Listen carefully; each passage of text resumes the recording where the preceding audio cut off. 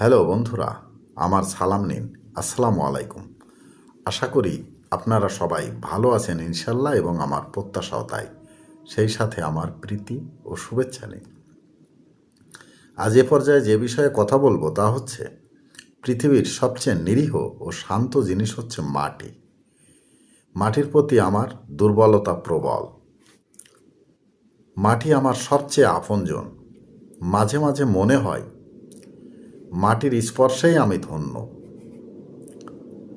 আমি স্বচ্ছন্দ বোধ করি এই মাটিতেই।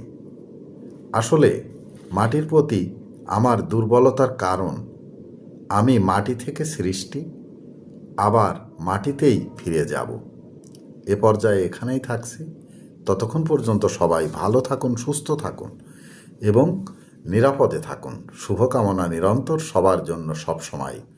ধন্যবাদ ফেসবুক মেটা, ধন্যবাদ সকল বন্ধুসহ সবাইকে। আবার দেখা হবে অন্য কোনো ভিডিওতে। আল্লাহ হাফেজ।